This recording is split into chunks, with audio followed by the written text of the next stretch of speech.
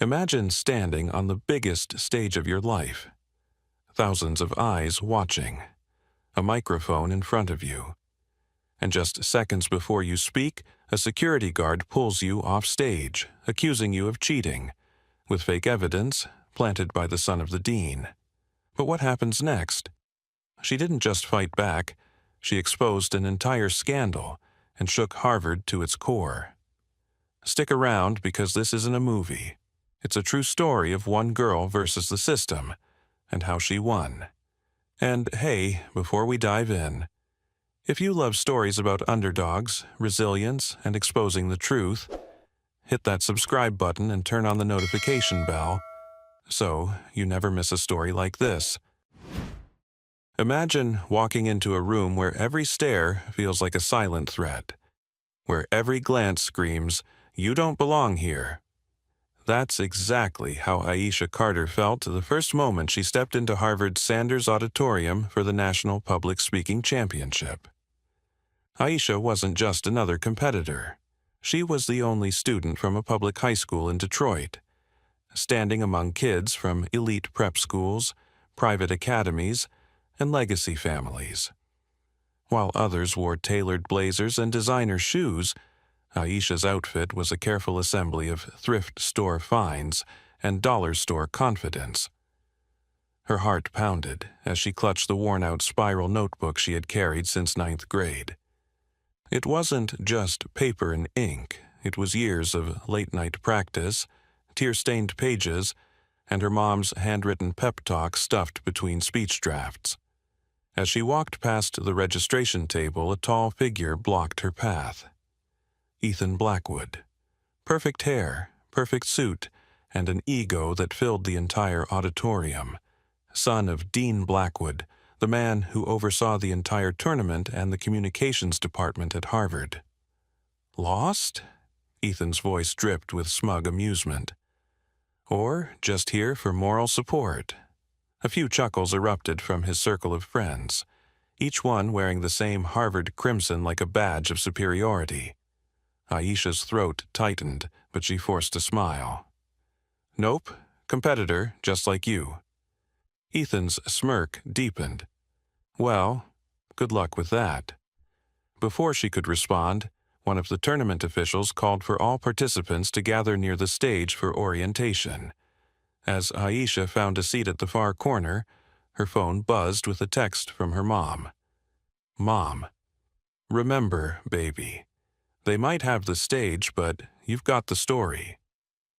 A small smile crept across Aisha's face. She pulled out a battered highlighter and started marking her speech notes again, blocking out the whispers around her. Orientation began with the usual procedural rundown. Time limits, judging criteria, disqualification rules. But when Dean Blackwood himself took the mic, the room shifted. As always, he boomed, Harvard sets the gold standard for public discourse. We expect eloquence, poise, and let's be honest, a certain level of refinement. A few students laughed politely. Aisha's stomach twisted. The subtext wasn't even subtle. Dean Blackwood's eyes casually swept the room, barely lingering on her before moving on. It was clear she was invisible to him. Just another placeholder, a statistic, a diversity pick. After the orientation, participants were allowed to tour the hall and familiarize themselves with the stage setup. Aisha stood at the back, mentally rehearsing her opening line. That's when it happened.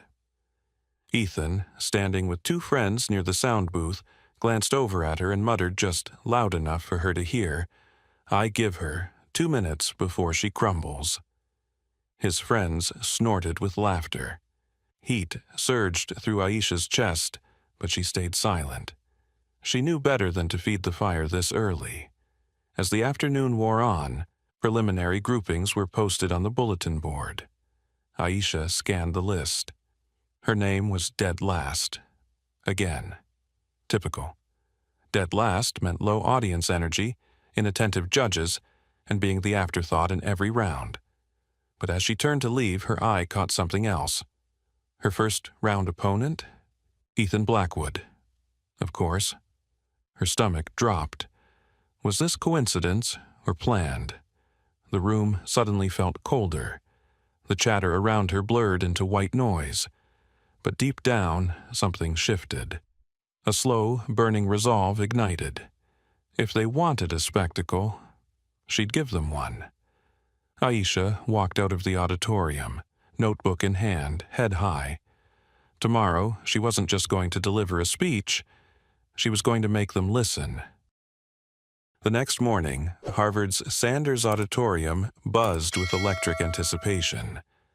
The marble columns and red velvet chairs gave the place an almost regal presence, like history itself was watching. Aisha sat backstage, her heart pounding against her ribcage like a war drum. Her palms were sweaty despite the chill in the air. She glanced at the digital schedule projected on the wall. Round 1, Ethan Blackwood versus Aisha Carter. She exhaled slowly, trying to steady her nerves. Her phone lit up with another text from her mom. "Mom, you didn't come this far to be quiet now." Aisha smiled faintly, locked her screen, and stood up just as the stage coordinator called her name. From her position backstage, she could hear Ethan already starting his opening remarks. His voice was smooth, rehearsed, dripping with performative charm. "Ladies and gentlemen," Ethan began, pacing with calculated ease, "we're here today to discuss opportunity. And let's be honest, not everyone understands what that word truly means." A small wave of laughter rolled through the crowd. Aisha's stomach twisted. Ethan kept going. His arguments were peppered with statistics, exaggerated anecdotes, and sly jabs thinly veiled as humor. "At institutions like Harvard," he continued, turning slightly toward her side of the stage without making direct eye contact, "we uphold merit, not pity, not sympathy votes, just merit." A few more laughs followed. Even some of the judges smiled. Aisha inhaled deeply, squeezing her notebook tight enough to crinkle the pages. When Ethan concluded, the applause was louder than necessary, almost mocking. The moderator called her name. Aisha stepped onto the stage, her shoes clicking against the hardwood floor, every step heavier than the last. The lights felt hotter, the air thinner. She placed her notebook on the podium and adjusted the microphone with shaky fingers. For a heartbeat, the auditorium felt like it was holding its breath. She opened her mouth, but before she could speak, a voice rang out from the middle of the audience. Loud, clear. "Let's go, Ethan. This should be quick." The words stabbed like a dagger. A wave of muffled laughter rippled through the crowd. Aisha froze for a split second. Then, something clicked. Her mother's voice echoed in her head. "Let them laugh. But when you speak, make them wish they hadn't." She lifted her gaze, steady and fierce. "Before I begin," she said slowly, letting her words fill every corner of the room, "I'd like to thank Harvard for reminding me what real pressure feels like, because apparently, for some people here, speaking while being underestimated is just another Tuesday." The room hushed. No laughter this time. She dived in. Her speech wasn't polished like Ethan's, but it was something better, raw and real. She spoke of growing up in Detroit's East Side, of overcrowded classrooms and broken school heating systems. Of nights she stayed awake studying next to a cracked window because the electricity had been shut off again. Her voice shook with emotion, but never with fear. "This isn't about pity," she declared mid-speech, locking eyes with one of the judges who had smiled at Ethan earlier. "This is about potential, about recognizing voices you're not used to hearing, and learning that volume doesn't equal value." She tore through every argument Ethan had made, dismantling his points with lived experience and undeniable logic. By the time she reached her closing line, "If opportunity were measured by where you start, none of us would be here debating this. but it's measured by how far you're willing to fight to get to this podium.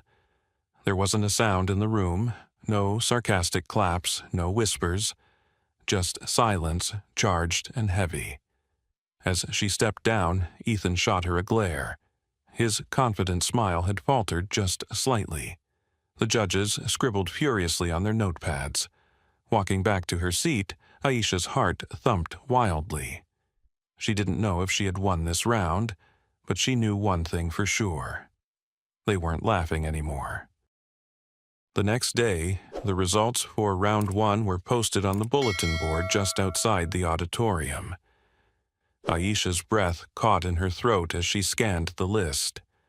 Quarter-finalists: Ethan Blackwood Priya, Anand Marcus Liu, Aisha Carter. Her name was there, barely in the top 8, but she was in. A slow, relieved smile spread across her face. Before she could fully process the victory, she heard Ethan's voice behind her. Well, Detroit makes the cut," he drawled, standing just inches away. His friends lingered nearby, smirking. "But don't get comfortable. Quarterfinals get messy." Aisha's stomach churned, but she met his gaze without flinching. "I like messy," she said quietly, turning to leave.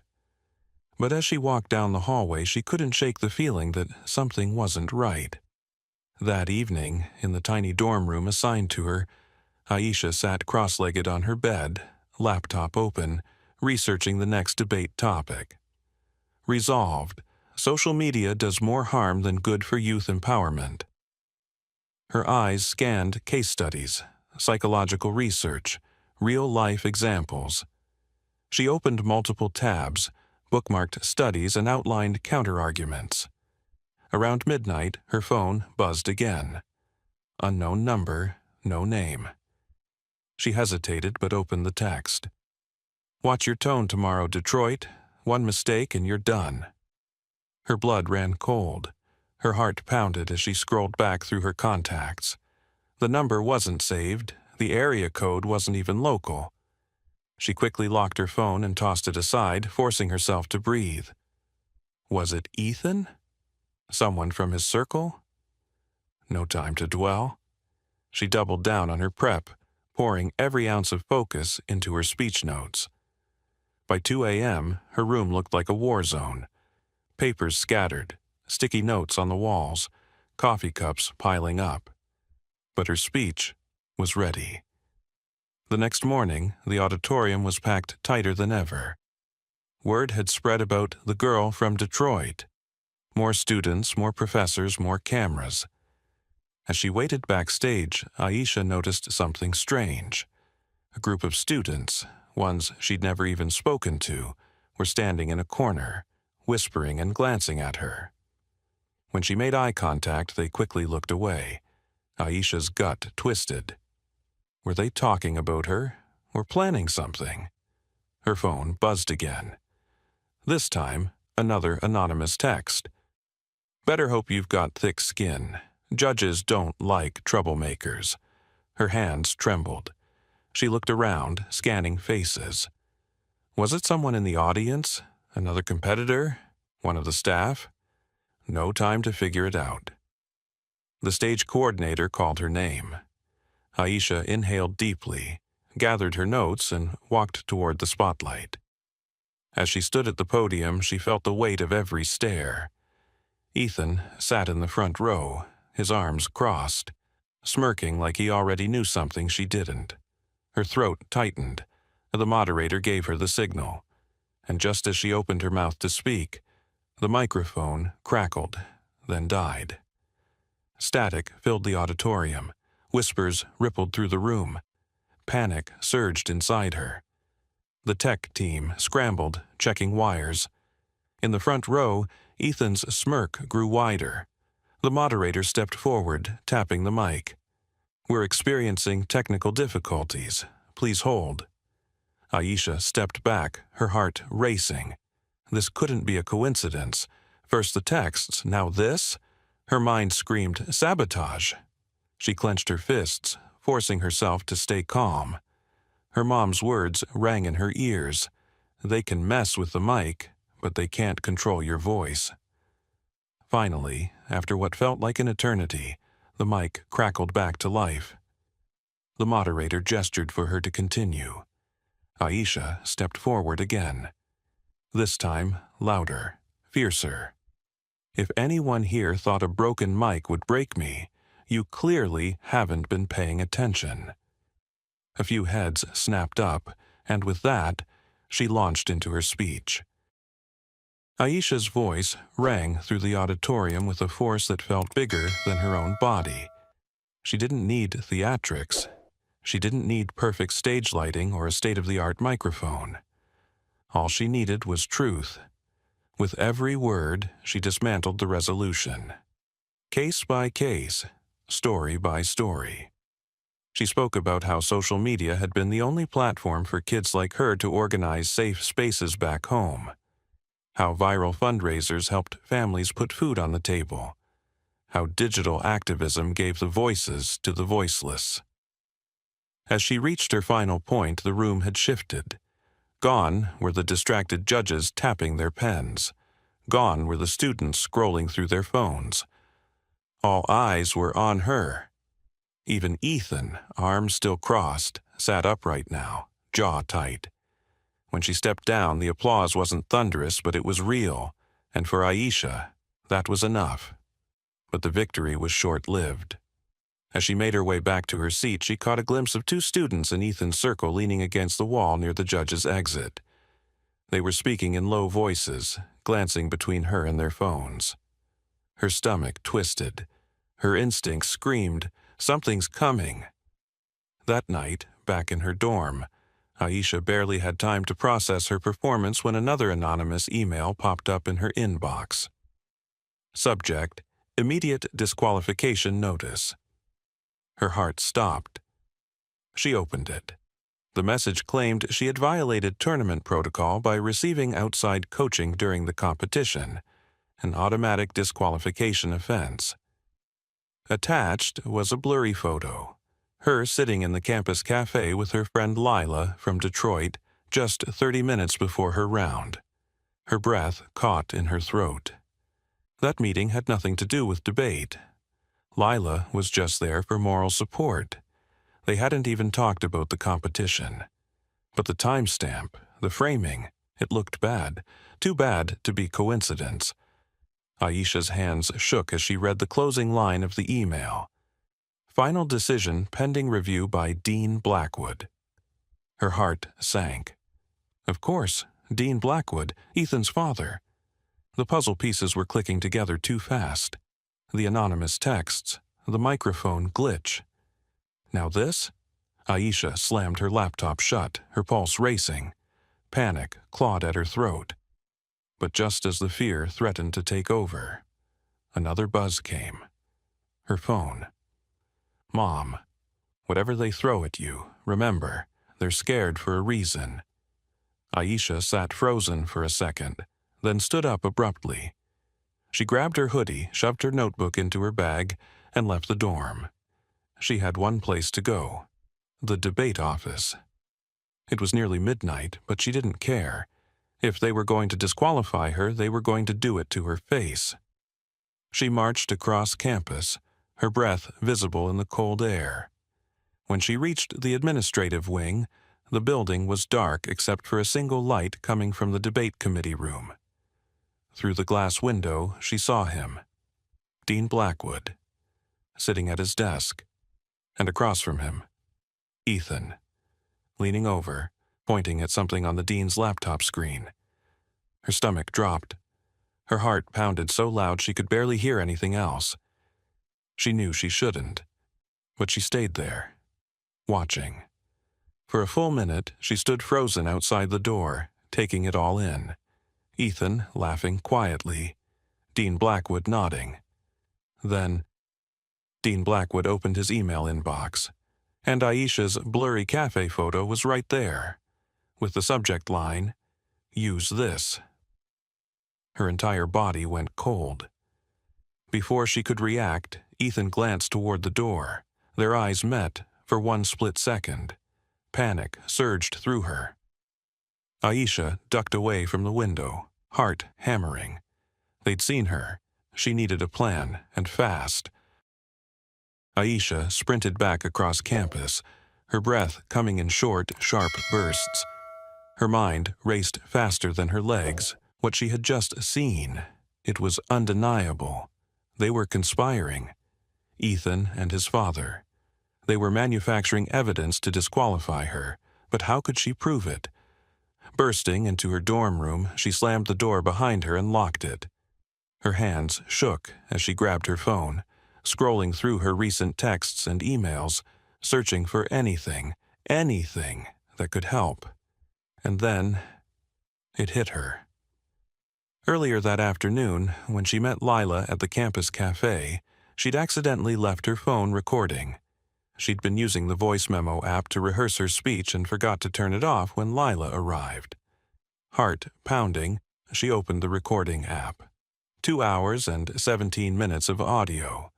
Fingers trembling, she hit play and scrubbed to the cafe timestamp. There it was. Background noise, silverware clinking, Lila talking about Detroit. Not a single word about debate strategy. Nothing that could be considered outside coaching. Relief flooded her, but it wasn't enough. A blurry photo could still outweigh audio evidence if the committee wanted her gone badly enough. She needed more. Her eyes darted to her laptop. Without thinking, she plugged in her phone, transferred the audio file, and began typing a timeline of every minute she'd spent that day.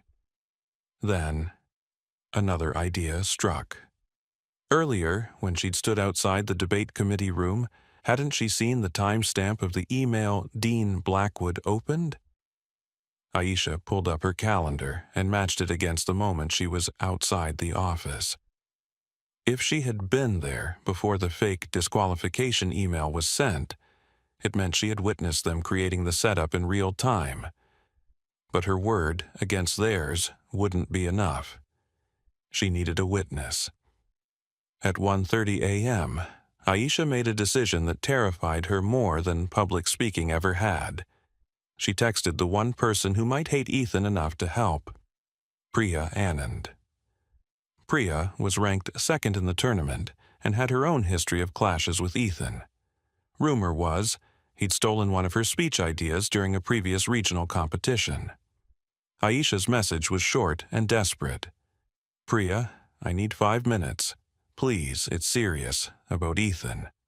For 15 agonizing minutes, there was no response. Then finally, 3 dots appeared. Priya, meet me at the quad, now. Wrapped in a hoodie and nerves, Aisha hurried to the quad. Priya stood waiting under a lamplight, arms crossed, eyes narrowed. You've got 5 minutes, Priya said flatly.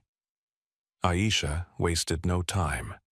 She explained everything, the fake email, the photo, what she'd overheard outside the debate committee room. When she finished, Priya didn't speak for a long moment. Then she pulled out her phone. I've got something too, Priya said finally. Aisha blinked. What? Last semester I caught Ethan bragging to someone about having access to the internal judging rubric, before rounds even started. Aisha's eyes widened. Priya scrolled through her saved voicemails and played an old recording. Ethan's voice came through, low but unmistakable. When your dad's the dean, score sheets aren't that hard to see early. Aisha's stomach flipped. This wasn't just sabotage, it was systemic cheating. Priya locked her phone and slipped it back in her pocket. I don't like you, Priya said coolly, but I hate cheaters more. Aisha exhaled shakily. Then, you'll help me? Priya nodded once. Yeah, let's blow this up. They spent the next hour compiling every piece of evidence they had, Aisha's voice memo. The suspicious timing of the fake email, Priya's recording from last semester at 3 a.m., they packaged it all in one file and emailed it. Not just to the debate committee, but also CC'd 2 faculty members known for their integrity, and for good measure, the student-run campus newspaper. By dawn, the fuse was lit. By the time the sun rose over Harvard's campus, the email Aisha and Priya had sent had already ignited a small wildfire. Whispers spread across breakfast tables. Group chats lit up with screenshots. By 9 a.m., a student-run social media page posted a cryptic but damning caption. Breaking. Allegations of score manipulation and competitor sabotage rock debate championship. Developing. Aisha sat in the corner of the dining hall, her breakfast untouched, staring at her phone as the comments poured in. Wait, is this about Ethan Blackwood? Nepotism strikes again? Whoever exposed this legend? Her heart pounded with a mix of terror and adrenaline. This was way bigger than she had expected, but the real test was still ahead. At 10 a.m., all quarter-finalists were called to a mandatory closed-door meeting in Sanders Auditorium. Aisha walked toward the building, her legs trembling. Priya fell into step beside her. "Stay cool," Priya whispered. "They're going to come at you first." Inside, the air crackled with tension. Dean Blackwood stood at the front of the room, his face pale but stone-cold furious. Ethan sat to the side, arms crossed, eyes burning holes into Aisha like lasers. The dean cleared his throat. "It has come to our attention that serious accusations have been made regarding the integrity of this tournament," he said, voice clipped and brittle. "Let me be perfectly clear. These claims are unfounded, slanderous, and dangerous to the reputation of this institution." Murmurs spread through the room. Aisha swallowed hard, but Priya nudged her gently under the table.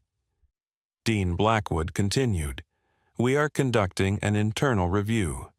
Until then, all rounds will proceed as scheduled. Any competitor spreading false information will face immediate disqualification." Ethan's smirk returned, smug and triumphant. Aisha's stomach churned. But then, a voice from the back. Professor Keller, a soft-spoken faculty advisor, known for keeping her distance from politics, but respected by all. "Dean Blackwood," Professor Keller said, standing slowly. "I've reviewed the materials submitted last night, and I believe we owe it to every student in this room to conduct a fair and transparent investigation, starting with a hold on all final score tabulations until this is resolved." A visible wave of shock rippled through the audience. Ethan's face drained of color. Dean Blackwood froze, eyes narrowing. But before he could object, Professor Keller added, "I've also forwarded the file to the University Ethics Committee for independent review." Gasps echoed. Ethan slammed his notebook shut, his entire composure cracking. Aisha sat frozen. For the first time in days, she felt the ground shift under her feet, but this time in her favor. The next round began just an hour later, and though her heart still pounded, Aisha stepped onto that stage like a different person. The audience wasn't just watching for her arguments anymore. They were watching to see if the girl who had called out the system could still deliver under pressure. And deliver she did. Her speech wasn't just strong, it was electric. She tackled the debate topic with fire, citing not only research but also personal accountability, integrity, and the dangerous consequences of institutional bias. Every time she referenced fairness and truth, more heads turned.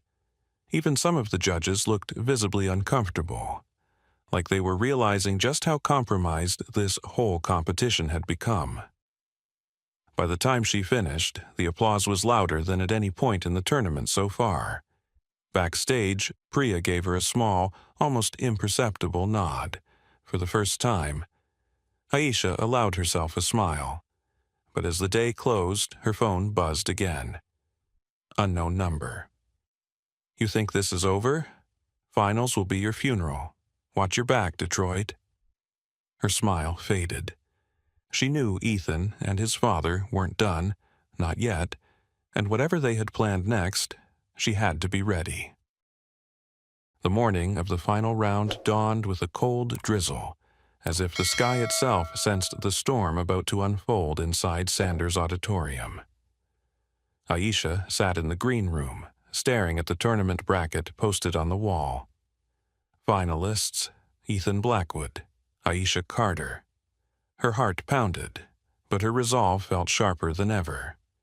As she reviewed her notes for the final topic, resolved, academic institutions should prioritize tradition over reform, she couldn't ignore the gnawing sense that something else was coming.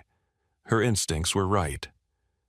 10 minutes before she was scheduled to go on stage, a campus security officer entered the green room. "Miss Carter," the officer said, his tone formal, eyes cold. "You're needed outside. Now." Confused, Aisha grabbed her bag and followed him. But instead of leading her toward the auditorium entrance, the officer took her down a side corridor toward the administrative wing. Her pulse spiked. This wasn't part of protocol. When they reached a small windowless conference room, she found Dean Blackwood waiting inside. Ethan stood behind him, arms crossed, a smug grin stretched across his face like victory had already been declared. Aisha froze. "What is this?" she demanded. Dean Blackwood motioned toward a file folder on the table. "We've received a formal complaint," he said coolly. "An anonymous tip alleges that you plagiarized your last speech." Her stomach dropped. "Number, absolutely not." Dean Blackwood flipped the folder open, revealing a printout, lines from her last speech, side by side with an obscure academic journal article from 2017. The phrasing was similar, but not exact, and Aisha had never even seen that article before. "This is ridiculous," she said, voice trembling with fury. "Unfortunately, the timing leaves little room for a thorough investigation before the finals," Dean Blackwood continued, completely unfazed. "Therefore, unless you'd like to voluntarily withdraw, you'll be allowed to compete under protest. But be aware, your final score may be held pending the plagiarism review." Ethan leaned against the wall, pretending to study his nails. Aisha's fists clenched at her sides. They weren't trying to beat her in debate anymore. They were trying to psychologically break her. Her chest heaved as she fought back tears. "Not now, not here." "Fine," she said hoarsely. "I'll compete, and when I win, we'll talk about real plagiarism." Without waiting for a reply, she turned on her heel and stormed back toward the stage. By the time she reached the podium, the audience was already buzzing. Word of the latest accusation had traveled fast. She could see it in the way people whispered, glanced at her with narrowed eyes, or deliberately avoided her gaze. Ethan took the stage first. His opening was pure theater, full of lofty language about preserving legacy, upholding standards, protecting academic traditions from external pressures that dilute excellence. His friends in the front row cheered loudly after every punchline. When he finished, he sauntered back to his seat like the trophy was already his. Aisha stepped forward.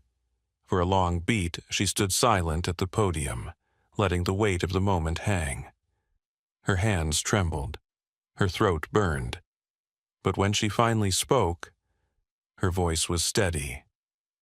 "I was told I shouldn't be standing here today," she began, locking eyes with Ethan. "Some people tried to make sure of it, in more ways than one." The room fell silent. She launched into her argument, tearing apart the romanticism of tradition for tradition's sake. She spoke of broken systems, of silenced voices, of how clinging to outdated standards only served those already at the top. She referenced historical moments when institutions were forced to change. from desegregation to the first women admitted to Ivy League schools. Her voice rose with every point. "This isn't just about a debate round," she said, glancing toward the judges. "It's about who gets to define integrity and who gets to manipulate it." The tension in the room thickened. Some students leaned forward in their seats. Even a few faculty members exchanged uneasy glances. As she delivered her final line, "Tradition isn't an excuse for injustice, and today I choose reform." Half the auditorium erupted in applause, not polite, not hesitant, genuine. For the first time, Aisha saw Ethan's smirk falter completely. But as she stepped off the stage, her phone buzzed again. A new message from an unknown number. "Check your email, now." Her blood ran cold because something told her the real battle hadn't even started yet. Aisha's hands shook as she unlocked her phone and opened her email. Subject line: "For your eyes only, truth about Blackwood." Her breath hitched. Attached were screenshots, lots of them. Internal emails, judging rubrics. Even a PDF of pre-filled scorecards for Ethan from earlier rounds, before the debates had even happened. Her eyes widened as she scrolled. One email stood out. From Ethan to a close friend. "Relax. Dad's making sure the judges get the memo. Detroit doesn't stand a chance." Her stomach twisted. This was nuclear. And then came the final blow. A secret audio recording. An anonymous source had captured Dean Blackwood and two judges in the dean's office discussing how to bury that Detroit girl before the finals. Aisha couldn't breathe. Tears welled up, not from sadness, but from pure, shaking adrenaline. Her phone buzzed again, another text, this time from Priya. "You need to send it. Now, don't wait." Without hesitating, Aisha hit forward. She sent the entire folder, not just to the ethics committee, but CC'd every judge, the Harvard student newspaper, and, for good measure, the official email list of all tournament participants. Then, she sat back and waited. 10 minutes later, the auditorium doors burst open mid-award ceremony. Professor Keller and two faculty members stormed the stage, whispering urgently to the moderator. The moderator's face went pale. "Ladies and gentlemen," he stammered into the microphone, "we, have just been informed of a serious development regarding the integrity of this competition." Gasps rippled through the audience. Ethan, seated front row, stiffened like someone had poured ice water down his spine. Dean Blackwood appeared from the side wing, face flushed, already dialing his phone. Too late. The moderator cleared his throat again. "Effective immediately, the final round results are under suspension pending formal review. Additionally, Dean Blackwood is hereby being placed on administrative leave. Effective this moment." Pandemonium. Students stood, some shouted. Phones came out. Someone started live streaming. Ethan's friends shrank back like rats abandoning a sinking ship. Aisha sat frozen in her chair, stunned. Priya slid into the seat beside her, elbowing her gently. "Well," Priya whispered, smirking, "looks like you just took down a dynasty." Over the next 48 hours, things moved fast. An emergency faculty board convened. Harvard's Office of Student Integrity opened a formal investigation. Multiple judges resigned under pressure. And as for Ethan Blackwood, disqualified, effective immediately. His father, facing suspension, with media already circling like sharks. But the biggest shock came 3 days later. A public statement from Harvard. "In light of new evidence regarding scoring manipulation and participant harassment, we are pleased to announce that Aisha Carter is the official winner of the National Public Speaking Championship." Her name, in writing, on the front page of the campus website. Aisha stared at the screen in her dorm, tears spilling freely now. Her mom's call came seconds later. "Baby, they couldn't break you." That evening, Aisha stood on the steps outside Sanders' auditorium, the same place where she had once felt like an outsider. Now, students she didn't even know approached her, offering high fives, words of encouragement, hugs. "Legend," one girl whispered as she passed. Professor Keller walked by, giving her a proud nod. And then Priya approached. "We still aren't friends," Priya said, but her grin softened. "But if you ever want to team up for next year's national circuit, call me." Aisha laughed for the first time in days. Looking up at the Harvard skyline, she breathed in the cold night air. This place, this stage. It hadn't been built for girls like her, but she'd taken it anyway, and now, she wasn't just a competitor. She was the story no one would forget. As Aisha stood on those cold stone steps, looking back at the building that had once made her feel so small, she realized something powerful. Winning wasn't just about trophies. It was about making them listen.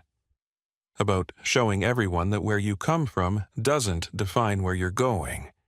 And maybe the most important lesson of all. Sometimes, the loudest voice in the room is the one they tried the hardest to silence. If this story moved you, please give this video a like, drop a comment telling us where you're watching from, and don't forget to hit subscribe and turn on notifications so you never miss another true story like this. Because with your support, we'll keep bringing you the voices that deserve to be heard.